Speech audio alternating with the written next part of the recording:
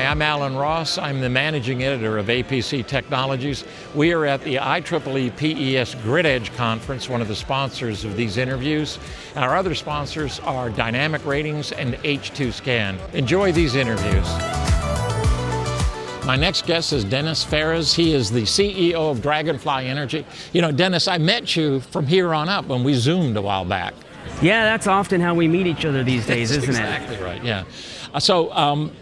I got a lot of questions about Dragonfly. We'll get to them in a little bit, but tell me a little bit about how you got involved with the company. When did it start? Why did you start it? Just some background about you and the company. Right, well, I got involved with the company because I started the company. Okay, I was hoping that would be the case, yeah. Right, so it really came out of technology that I was developing on the manufacture of lithium-ion electrodes. Okay. So I was working on a way to do it in a more streamlined and inexpensive way, ultimately to reduce the cost of storage. And I had been a professor for 12 years, so I was sort of accustomed to development of technology, filing patents, gaining grant money. So I started the company. I just went full speed, left tenure, and went full speed the entrepreneur. Left tenure, that gotta be scary. Tenure. It was scary. My colleagues thought I was crazy. My wife thought I was a little nuts, but I guess you have to be when you're entrepreneurial. Excellent. We're going to get back to Dragonfly, but before we get there, what is the definition of grid edge in your mind? So in my mind, grid edge encompasses hardware, software, innovations associated with distributed power. So we're talking, grid-tied buildings, homes. What goes on there? How does that interact with basically the centralized power generation and distribution?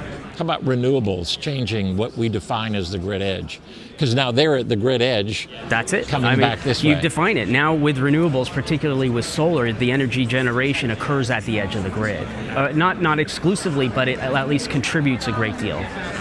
So I used to define the grid as step down. It was, large scale generation, you step down. It's now step everywhere because it can be coming from somebody's battery system in their home, the Tesla firewall that they got there, but it is a uniquely changing thing. How is electrification of transportation going to change the grid edge in your mind? I've spoken a lot about this because it is an issue because what you're doing is you're taking basically a third of our energy usage in general is transportation, and we're used to having that generated in the internal combustion engine in the car. Now all of a sudden it's going to be delivered to the car from the grid. And if we don't move a lot of that generation and storage out to the edge, it's going to make things very difficult because if it continues to be centralized, it's just too much. It's too much of a stress, too much transmission. So I really think it's an exciting time. I mean, it's going to be a complete paradigm shift to how the grid behaves when all of transportation eventually becomes grid tied. So because in that statement, you've just defined a lot of the challenges that we have is how do we bring about this paradigm shift, and because you also add to it the fact that labor forces are changing, we don't have as much of it. Technology has to change in order to make all of that happen and to make it make sense, right? So what do you think, what is the role of technology in creating this new grid edge? What is the role of technology if you could just across the board? I'm not talking about yours specifically. Right. So technology is required to make things cost effective. So change can't happen unless it actually is cost effective. It just won't. You can have so much subsidies to drive it, but ultimately to be self-sustaining, the technology has to make sense in terms of it's cost effective for us to change the system in this way that we can actually make transportation grid tied. So there's cost, there's efficiency, right? Yeah, because right. Without efficiency, you don't have stability of the grid. So you have to create a system where, regardless of how much needs to be delivered to accommodate transportation, the grid doesn't go down. So if we want more renewable and intermittency onto the grid to sustain such a large transition, we also need storage. So storage ultimately is going to be a big part of it. Well, now before we get to Dragonfly's part of storage, we're in storage. That's why we're in storage. I know, and I want to talk about, because I agree with you, storage. Everything else is going to be a struggle if we don't have a better than we have today, a better way of storing power, because the intermittency of wind and solar, although it's great that we can produce renewables, right, and it's not going to it's going to decarbonize, it can only make that gigantic leap if we can store it when we don't need it, so that when we do need it, right? Talk about storage in general, because that's your background. I'm going to say how important is it, but you've already made the case for how important it is. But talk about where we are now and where you think we're going to be as it relates to storage in order to make the grid efficient, reliable, safer, more able to handle some of these extreme events.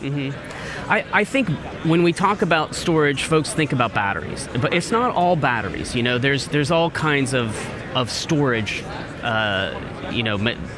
Mechanics. Pumped hydro is a great, example of that. But we've often focused on centralized storage, large storage facilities.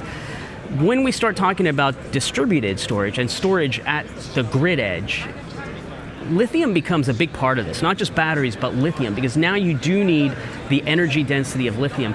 And I think the focus of lithium research historically has been propulsion and electric vehicles, transportation, right? But those metrics are different. When you're talking about actual grid storage, cost, I mentioned cost, so levelized cost of storage is important. Safety is huge, because now you're not talking about replacing gasoline tanks in a car with battery power. That we can do that. We know that works. We know that consumers are okay with that. Think about storage systems in your home now. Safety and flammability becomes a big part of it, and that's where I think we need to focus. Lithium, I just read a report that the Chinese apparently have cornered a lot of the lithium market, and whenever you hear lithium, you always talk about, well, how are we going to, because when you think of the world, you think of one thing. When you think of countries and how they do it, then there gets this competition for a rare and a resource that is more and more scarce as we use more and more of it, right? Talk about that, the use of lithium and the growth of the use of lithium. So you talked about two different things here. There's the politics associated with the fact that China has basically subsidized the export of products that we historically haven't wanted to make here, right? And we facilitated a great rise in China, and China's done a great job. And I don't, it makes me sad to think that we are in the political situation that we're in, because China has allowed us to even make this possible. But that's not sustainable either. We need to bring that manufacturing here, right? As a country, we need to manufacture here. And that brings the second point, which is the resource. Where's the lithium? Certainly there's lithium in China. There's lithium in South America, which China has access to, certainly more than anyone else in the world. But there's lithium here in the United States. There's lithium in Nevada. That's, Dragonfly Energy, we're in Nevada. We're in Nevada because there's a lot of lithium in Nevada. We've got a number of mines that are going to be coming online over the next few years.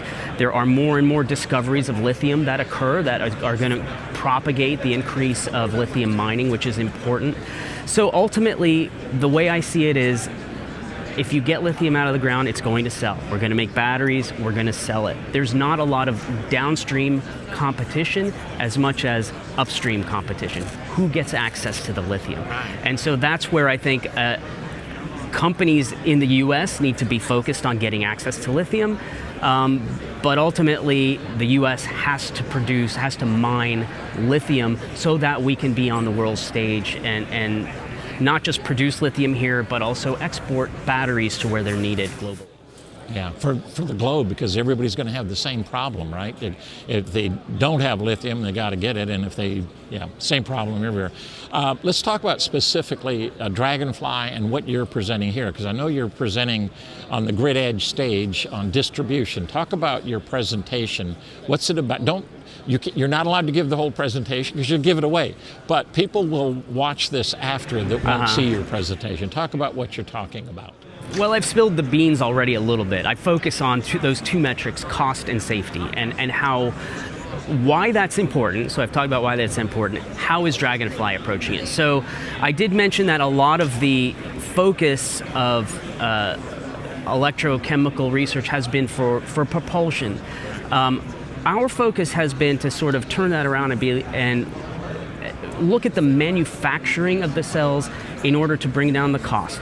So we powder coat electrodes. It's a very streamlined, inexpensive process to make cells. But what we've noticed is we're able to powder coat all solid state cells. Ceramic heavy composite electrolyte, which means they're also non-flammable. So if you have something as energy dense as lithium and yet is non-flammable and can be deployed in homes, that is a solution to the storage at the grid edge. That's what I'm talking about, and that's what we're excited about. Okay, and so, but doesn't that also positively impact lithium's use, lithium-ion batteries in transportation? You're right, it does. Okay. It does, because you're trying to stabilize the grid, and that's a great way. You need distributed storage, you need centralized storage, you need everything that you can get in order to facilitate the electrification of transportation. So you're right. It is going to be important that some of the lithium that comes out of the ground now goes to the grid. It doesn't all go to vehicles. And I think that is sort of a challenge that we're addressing. Some of the, we have a cohort in the data center world, and in just a recent panel discussion that we had, we talked about how data centers are now installing battery storage systems. They're not just relying on generators anymore, which run for 3 hours and then they stop running. They've had a lot of problems with generation. So in order to maintain 5.9 reliability in a data center, now they're saying, we got to have storage, and it goes to the same thing. They're going to rely on lithium ion or lead acid. They're going to rely on something in order to make sure their data centers, which are growing larger and more critical to society, right? So I assume the same thing as transportation. Data center storage, Telecom now needs their own storage. I mean, it's a nice time to be in Dragonfly Energy, isn't it? It's a nice time to be in storage. It's a nice time to be in storage. But specifically in distributed storage, I think the overarching point here is that if things are centralized, there's a risk that it doesn't get delivered to where it needs to be. So as things become more distributed, especially storage, we're stabilizing the edge, right? And so that's, of course, it's important for data centers. You want to have access, if you need to charge your vehicles, you want to have access to the power and not have to rely exclusively on the centralized grid. And in fact, we kind of look at the distributed storage as, oh, that's going to be our energy buffer for when there's a lot of renewables on the grid. I prefer to think about it as the grid itself, the centralized grid, is the buffer for what's happening at the edge, and I think that paradigm shift is going to be, it's going to elucidate why it's important to really reinforce what happens in the buildings, in the grid-tied houses and businesses. No, that's a completely different way of looking at it, and not necessarily the way a lot of industry is looking at it, right? What role does what you do and what you're talking about, what role do utilities play in this? And you can do, IOUs who just think they're going to make generation down to the co-op that serves a battery room. But what role do utilities play in this? Well, they for play storage. A number of things. First of all, you can't do anything without buy-in from the utilities, right? So you have to come up with a system that makes it financially favorable for utilities to select renewable and storage, right? So you need to work with the utilities to ensure that the deployment is in their benefit. So we don't want to make everyone off grid. We want to have a sustainable grid. So there's that. I know that utilities are actively pursuing distributed storage now. One of the roadblocks they're running into is the liability associated with the flammability of lithium-ion batteries. And each time, even if you have a safe battery like lithium iron phosphate, you still have a flammable electrolyte, where even if you don't initiate thermal runaway in the battery because it's a safe system, if you have if you have a condition where the house has a fire for whatever reason, the presence of the storage system could make it potentially more dangerous for firefighters. And so there's that liability issue that needs to be solved. We want to help solve that for the utility companies to help mandate distribution of energy storage in buildings. Oh, that's excellent, because they are afraid of liability, Yeah. and they do get sued. They can't mandate something that is dangerous to the homeowner. Last question for you, because you just brought it up, and I'm gonna. It's interesting to see what your answer is. Microgrids. I've heard people say, well, microgrids are the answer. And you say, no, microgrids might be one of the answers, but they're not the answer. Storage and microgrids, how important is it, and where do you see it going? Well, your step-down vision of the grid, I think, it still continues to be accurate, right? There's still steps, and I think you've got the edge, you've got the community, you've got the microgrids, you've got the centralized. I just see it as energy coming from both sides, from the houses to the microgrid, from the communities to the central grid.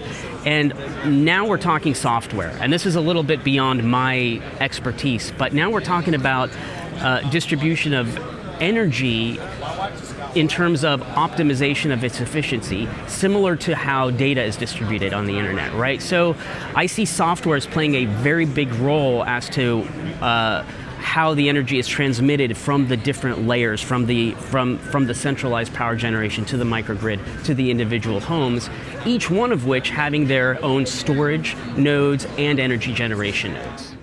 Energy management systems are trying to do that now, but they tend to still be based on the step-down grid, as there's not a sophistication that says, hey, we've got power coming from here and power stored here, and we got to take all of that into account to deliver efficient, reliable, safe power to all of our customers in there. So currently, what is the solution that Dragonfly Energy has got for the marketplace? So Dragonfly Energy evolved in a pretty unique way. We started off by producing lithium-ion battery packs for mobile consumers, RVs, boats, that sort of thing.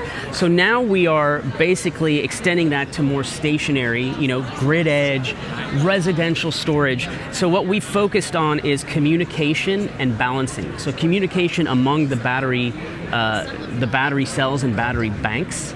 And that has culminated into a product we call the Dragonfly Wing, which is basically a home storage solution that self-balances the cells, but also can communicate very effectively with each other, with each wing in the system, and with the outside components like inverters and that sort of thing. The Dragonfly Wing. Makes sense. It does make sense. Thank you. This has been insightful, delightful, and I'm looking forward to hearing your presentation later today. Is Thanks it today for having or tomorrow? It's tomorrow. Okay, tomorrow, 1 o'clock. Dennis, thank you so much. Thank you.